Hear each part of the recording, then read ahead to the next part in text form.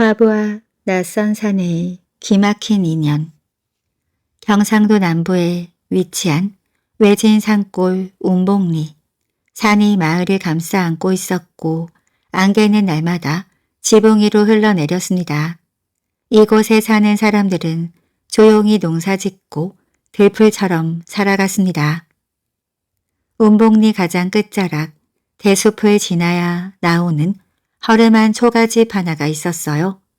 그 집의 주인은 정씨 부인이었습니다. 30을 갓 넘긴 나이에 과부가 되어 홀로 살고 있었지요. 남편은 관가에 억울한 사건에 연루돼 생을 마감했고 부인은 그날 이후 마당에 꽃 하나 꺾지 않고 묵묵히 세월을 받아들이며 살았습니다. 그녀는 일찍이 어머니를 여의고 몇 해 전에는 아버지마저 관청에서 고문을 받고 숨을 거두었기에 혈육이라 할 사람이 이 세상에 거의 없었습니다. 그럼에도 성정은 바르고 품성은 단정하여 마을 사람들은 그녀를 멀리하면서도 존중했어요. 그해 가을 비가 유난히 길었습니다. 보름이 넘도록 햇살은 보이지 않았고 마을 어귀의 시냇물은 흘러넘쳐 다리가 끊어졌어요. 장독대는 물에 잠기고 마당의 돌계단엔 이끼가 피어났습니다. 어느 날 정씨 부인은 꺼내두었던 마른 장작을 들고 대숲으로 향하고 있었어요. 바로 그때였습니다. 숲길 너머 젖은 삿갓을 눌러쓴 사내 하나가 힘겹게 걸어오고 있었지요. 흙탕물에 뒤덮인 도포자락, 헝클어진 머리카락, 맨발, 그는 몇 걸음 걷다가 한 손으로 나무를 짚고는 고꾸라지듯 주저앉았습니다. 정씨 부인은 놀란 눈으로 다가갔지요. 그는 흐느적거리는 손으로 삿갓을 들어 올렸지만 눈은 흐리멍텅했고 입술은 파랗게 질려 있었어요.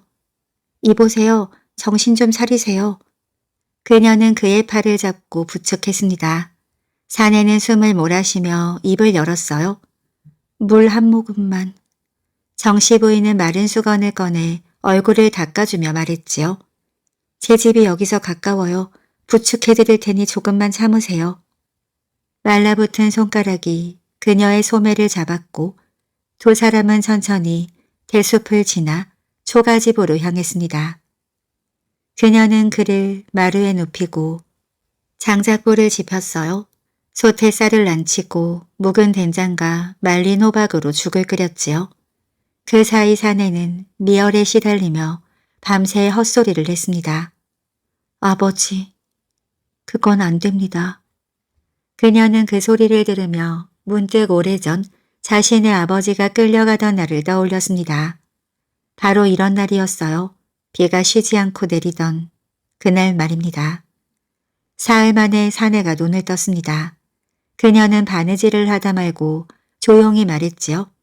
기온은 좀 어떠세요? 사내는 천장을 바라보며 낮게 중얼거렸습니다. 살았군요. 그녀는 죽 한 그릇을 건넸어요. 아직은 많이 드시지 말고 이걸로 속을 먼저 데우세요. 그는 죽을 몇 숟갈 뜨고 나서 비로소 고개를 들었습니다. 은혜를 입었습니다. 그녀는 조용히 미소를 지었어요. 여기 오는 길에 무슨 일이 있으셨던 건가요? 그는 한참 침묵하다 입을 열었습니다. 멀리서 왔습니다.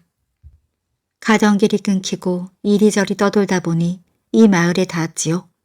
이곳은 서울과도 멀고 큰 길도 없는 마을인데 그렇게 되었습니다. 그는 이름도 과거도 말하지 않았어요. 정씨 부인은 굳이 더 묻지 않았습니다. 며칠이 지나고 사내는 몸을 추스르자 마루를 쓸고 장작을 패기 시작했어요. 괜찮으세요? 무리하시면. 몸을 움직이니 오히려 낫습니다. 그의 손끝은 무척 조심스러웠고 움직임은 단정했습니다. 그녀는 낮은 목소리로 말했어요. 이 집은 조용한 곳이에요. 마을에서도 가장 끝에 있고 손님도 거의 오지 않아요. 네, 감사합니다. 그는 먼 하늘을 보며 중얼거렸어요. 잠시 머물 수 있을까요? 그녀는 고개를 끄덕였지요. 몸이 완전히 회복되기 전까지는 그렇게 하세요. 그날부터 그는 그 집에 머물렀습니다. 며칠이 지나자 마을 사람들이 수군대기 시작했어요. 과부집에 사내가 머문대. 젊은 사내라는데 정체가 뭐야? 그 부인 곧잘 조용히 지냈는데. 그러나 정씨 부인은 아무 말 없이 장에 나가고 솥을 지키고 마당을 쓸었습니다. 사내는 날마다 대문을 고치고 쓰러진 담장을 일으켰지요. 두 사람은 서로를 이름으로 부르지 않았고 단둘이 마루에 앉아도 말이 많지 않았습니다. 그런데도 그 고요 속에 어딘가 익숙한 온기가 흘렀어요. 어느 저녁 그녀는 창을 열어두고 말했습니다. 제 아버지도 마루를 이렇게 쓸고 나셨어요. 사내가 고개를 돌렸지요. 아버지께선 어떤 분이셨나요? 그녀는 잠시 머무리다 말했습니다. 무뚝뚝하셨지만 바른 분이셨어요. 관가에서 일하시다가 억울한 누명을 쓰고 끝내. 그녀의 눈빛이 허공에 닿았습니다. 돌아오지 못하셨어요. 사내의 손이 멈췄습니다. 혹시 어떤 누명이었는지 여쭤봐도 되겠습니까? 문서 조작 사건이었어요. 다른 이가 빼돌린 장부가 있었는데 제 아버지가 그 책임을 뒤집어 쓰게 되었지요. 고문 끝에. 사내의 눈이 흔들렸어요. 그는 말없이 창밖을 바라보며 그 자리에서 일어나지 못했습니다. 혹시 그 사건이? 그는 그날 밤 잠을 이루지 못했습니다. 자신의 아버지 송찬 대령이 말했던 한 사건이 떠올랐지요. 어느 해 장부 조작으로 누명을 씌운 일이 있었고 누군가가 그 죄를 뒤집어 썼다고요. 그 일로 자신의 집안은 승진을 얻었고 상대는 죽었다고 했습니다. 다음 날 송어는 조용히 서울로 사람을 보내 과거 기록을 알아봤어요. 며칠 후 돌아온 답신에 봉함을 열자 그곳엔 분명히 적혀 있었지요. 정씨 부인의 아버지 성명, 억울하게 죽음을 당한 문서 담당 관리, 그리고 그의 아버지 송찬대령의 이름이 증인으로 있었습니다. 사흘 밤낮을 망설였어요. 편지를 손에 쥔 채 봉함하지 못하고 마루에 앉아 밤하늘만 바라보았습니다. 송언의 머릿속은 갈기갈기 찢겨 있었어요. 그녀는 아무것도 모른 채 따뜻하게 웃어주고 아침마다 따뜻한 숭늉을 내어주고 저녁이면 바느질하며 그를 기다렸지요. 말도 없고 손길도 조용한 그녀였으나 그 정성은 날마다 그의 마음에 새겨졌습니다. 그녀의 손끝에서 나오는 조용한 온기, 그녀가 장독대에 덮어주는 헝겊, 그 하나하나까지 그는 감히 더 머물 수 없을 만큼 소중하게 느껴졌습니다. 어느 날 저녁 마당을 쓸고 있던 정씨 부인이 불쑥 말했어요. 저 그날 이후 이 집에 누가 들어온 적이 없어요. 참 오래 있었네요. 누군가와 함께 밥을 먹는 게. 송어는 빗자루를 들고 손을 멈췄습니다. 부인께선 왜 저 같은 사람을 거두어 주셨습니까? 그녀는 천천히 그를 바라보았어요. 그날 당신의 눈빛이 꼭 오래전에 봤던 우리 아버지의 눈빛과 같았어요. 그날 아버지께서 관가에 끌려가시기 전 뒤돌아보시던 그 눈빛이요.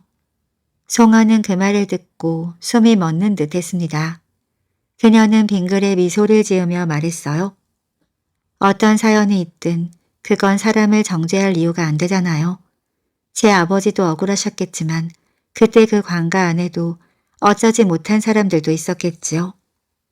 그 말은 마치 칼날처럼 송언의 가슴에 깊이 박혔습니다. 그녀는 아무것도 모르면서 자신이 저지른 죄를 품고 있는 그에게 따뜻함을 건네고 있었어요. 그 밤 송언은 종이에 붓을 들었습니다. 그의 손은 떨렸고 한자 한자 써내려가는 동안 입술은 하얗게 질려갔지요.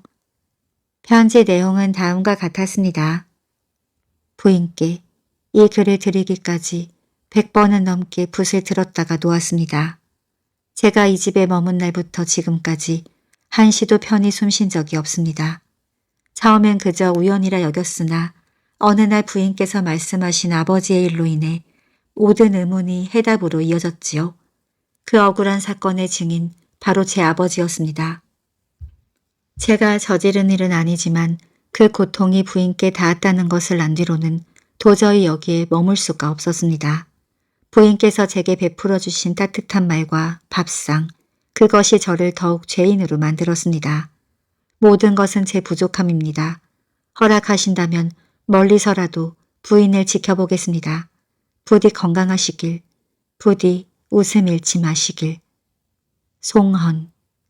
그날 새벽 송헌은 짐을 쌌습니다. 마당을 한번 쓸고 장독대 뚜껑을 정리하고 부엌에 물 한 동이를 올려두었어요. 그리고 그의 방 다락 아래 가장 안쪽에 편지를 조심스레 숨기듯 남겨두고 조용히 대문을 나섰습니다. 정씨 부인은 그날 하루 종일 마당을 바라보았어요. 저녁이 되어도 돌아오지 않는 송헌을 기다리며 솥에 올렸던 찰밥이 식어갔지요. 밤이 되었고 이틀이 지났고 사흘째 되는 날 그녀는 텅 빈 송헌의 방에 들어갔습니다. 그러나 다락의 편지를 그날은 발견하지 못했어요. 시간은 무심하게 흘렀습니다. 그녀는 하루 이틀 아무 말 없이 지냈어요. 어디로 갔을까? 아픈 데라도 생긴 걸까? 혼잣말만 대내고 있었고 입술은 갈라졌지요. 열흘이 지나고 마루를 정리하던 그녀는 다락 안쪽에서 봉함된 서찰을 발견했습니다. 서툰 붓글씨로 부인께라고 적힌 글자. 그녀는 한참을 들고만 있다가 마루에 무릎을 꿇은 채 그것을 열었어요. 편지를 다 읽은 그녀는 두 손으로 입을 가리고 울음을 터뜨렸습니다. 조용히, 천천히, 오래도록. 그녀는 말없이 그 자리에 앉아 해가 지는 걸 지켜보다 마침내 몸을 가누지 못하고 쓰러졌어요. 며칠 후 그녀는 병이나 누웠습니다. 마을에서 들기름을 자는 강노파가 그녀의 안부를 묻고 들어왔어요. 그리고 그녀에게 물었습니다. 정부인, 무슨 일이 있었던 게요? 송헌이라는 양반 어디 간 거요? 정씨 부인은 처음엔 아무 말도 하지 않았어요. 그러다 물 한 모금을 마시고 조용히 입을 열었습니다. 그 사람, 제 아버지를 죽게 만든 증인의 아들이었답니다. 노파는 한참이나 말이 없었습니다. 그녀는 고개를 끄덕이며 말했어요. 그런 줄도 모르고 저는 매일 그 사람 밥을 지어주고 웃고 함께 있었어요. 그 말이 끝나자 그녀는 두 손으로 얼굴을 가렸어요. 그러나 그 눈물 속엔 분노도 원망도 없었습니다. 오히려 혼란과 미련 그리고 설명할 수 없는 슬픔이 엉켜 있었지요. 며칠 뒤 마을에서는 정씨 부인의 이야기가 돌기 시작했습니다. 과부가 거두던 산에 알고 보니 아버지 죽은 자의 집안이래. 그런데도 그걸 나중에 알고도 미워도 못했대요. 세상에 어찌 그런 일이. 사람들의 입에서 수근거림이 돌았지만 그 말끝에는 누구도 쉽게 판단하지 못했습니다. 그녀가 그동안 얼마나 조용히 바르게 살아왔는지를 모두가 알고 있었기 때문이지요. 며칠 후 그녀는 병든 몸을 간신히 일으켜 마당으로 나갔어요. 꽃 한 송이 핀 담장 옆에 앉아 하늘을 바라보았습니다. 그날따라 바람은 유독 부드럽게 불었지요. 송헌, 지금 어디에 계세요? 그녀는 그 말만 입안에서 굴리며 눈을 감았습니다. 계절이 바뀌어도 그녀는 여전히 초가집 안에서 조용히 살았어요. 햇살은 다시 따뜻해졌고 대숲은 연두빛으로 덮였지만 그녀의 마당은 여전히 적막했습니다. 아침이면 기운을 내어 일어나려 했고 점심이면 억지로 국을 데워보았어요. 하지만 식은 밥 앞에서 젓가락은 움직이지 않았습니다. 그녀는 어느 날 문득 이상한 기척을 느꼈습니다. 밤새 비가 내렸던 다음 날 마당이 깔끔하게 쓸려 있었던 거예요.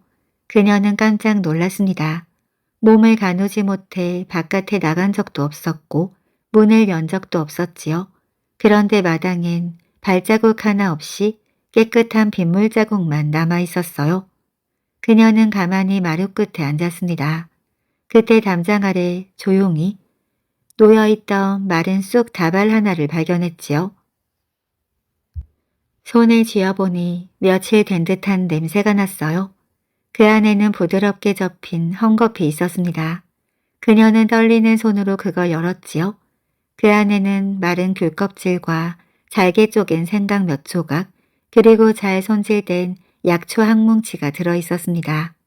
그녀는 무릎을 꿇었어요. 그 자리에 주저앉은 채 입술을 꼭 깨물었습니다. 이건 분명 그였습니다. 송헌, 그가 다녀간 것입니다. 말없이 조용히 자신이 아픈 걸 알고 와서 마당을 쓸고 약초를 두고 간 것이지요. 그녀는 울음을 참았습니다. 목구멍까지 올라오는 그리움과 미안함이 입술을 떠밀어 올랐으나 아무 말도 할 수 없었지요. 그녀는 그날 밤 솥에 생강과 쑥을 넣어 조용히 약차를 다렸습니다. 그 따뜻한 향이 방 안을 채웠고 그녀는 조용히 말해보았어요. 당신 정말로 내 아버지를 죽게 한 사람의 자식이 맞나요? 그러나 아무도 대답하지 않았습니다. 며칠 후 마을의 최씨 아재가 들고양이 때문에 담장 너머로 돌을 던지려다 깜짝 놀라 뒷걸음질 쳤어요. 어이쿠야, 누가 거기서 숨어 자고 있노? 바로 그 담장 너머 오래된 버드나무 밑에 외투를 덮은 채 잠든 사내가 있었습니다. 가까이 본 최씨 아재는 곧 그가 누구인지를 알아보았어요. 송헌 아닌가? 사내는 눈을 떴습니다. 한쪽 눈에는 피멍이 들어있었고 손등엔 긁힌 자국이 많았어요. 그는 조용히 몸을 일으켰지요. 그냥 지나던 길이었습니다. 거짓말 마소. 정부인 집 담장 뒤에서 자면서 지나가긴 어딜 지나가. 사내는 아무 말 없이 고개를 숙였습니다. 그날 저녁 마을에는 다시 수근거림이 돌기 시작했어요. 그 사내 계속 그 집 근처를 맴돌았대. 며칠에 한 번씩 장작도 놓고 갔대. 참 기이한 인연이야. 그리고 마침내 정씨 부인의 귀에도 그 소문이 들어왔습니다. 그녀는 담장 아래로 나갔어요. 그 자리에 놓여있던 조그만 집신 한 짝, 분명 그가 한동안 신던 그것이었습니다. 그녀는 그 자리에 오래 서 있었어요. 그리고 조용히 입을 열었습니다. 돌아오세요. 제게 죄를 짓지 말고. 대답은 없었어요. 그러나 그날 밤 장독대에 덮인 천이 새 것으로 바뀌어 있었습니다. 봄이 지나고 여름이 왔어요.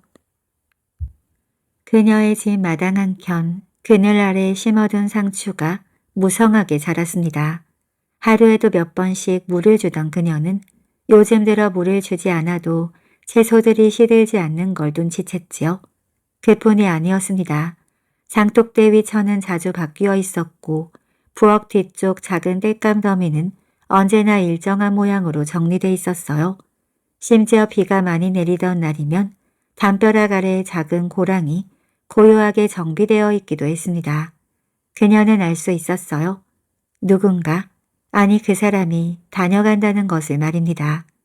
마을에서도 더는 소문을 대놓고 떠들지 않았습니다. 처음엔 수군거리던 이들도 시간이 지나자 점차 조용해졌고 정씨 부인이 여전히 조용하고 정갈하게 살아가는 모습에 사람들의 말수는 줄어들었습니다.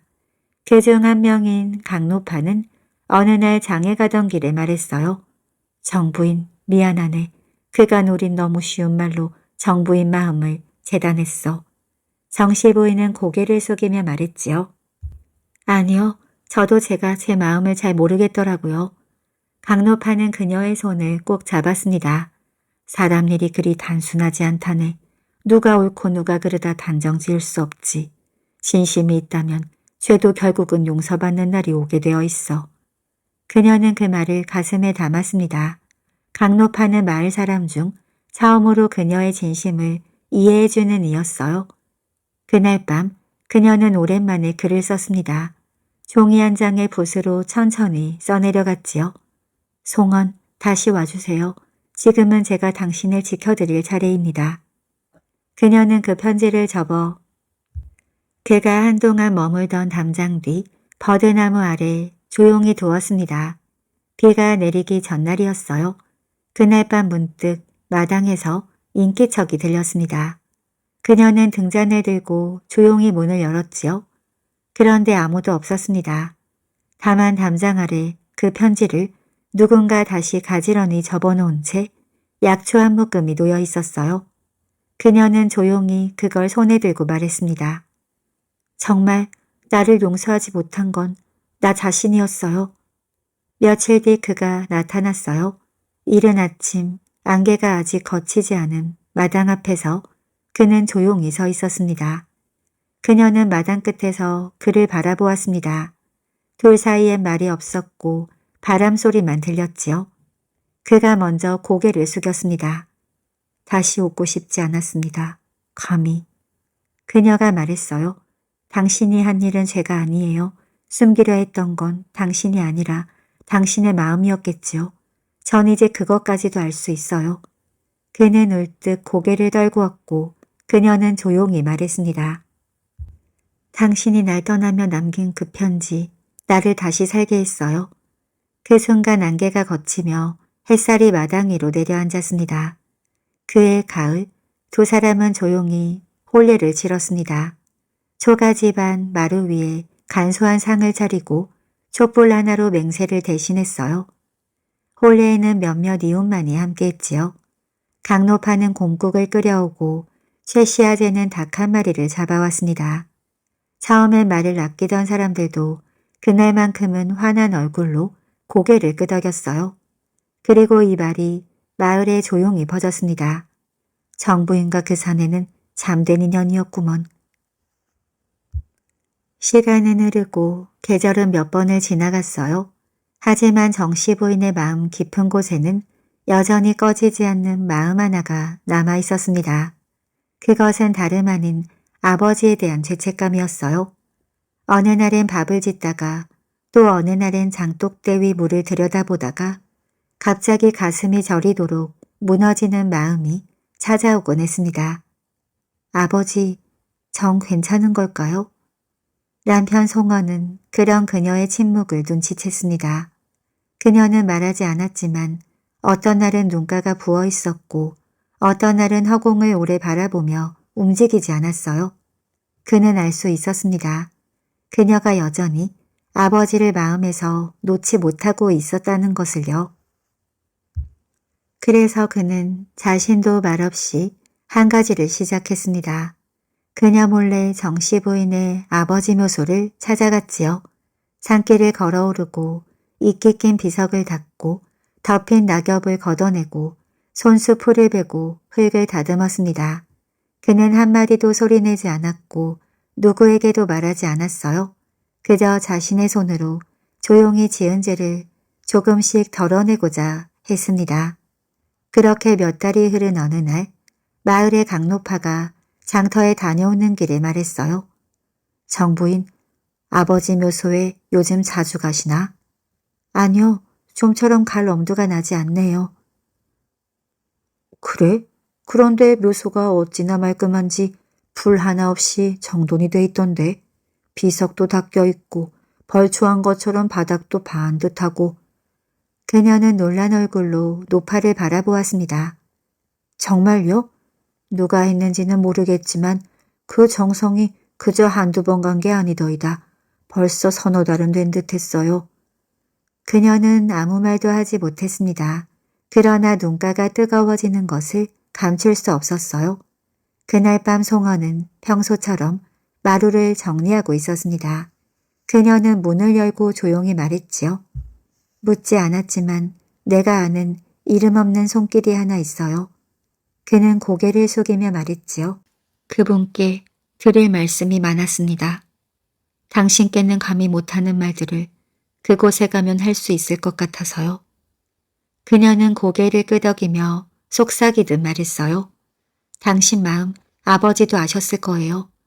며칠 뒤 그녀는 직접 아버지의 묘소를 찾았습니다. 비석 앞에 조용히 무릎을 꿇고 두 손을 모아 천천히 말을 꺼냈지요.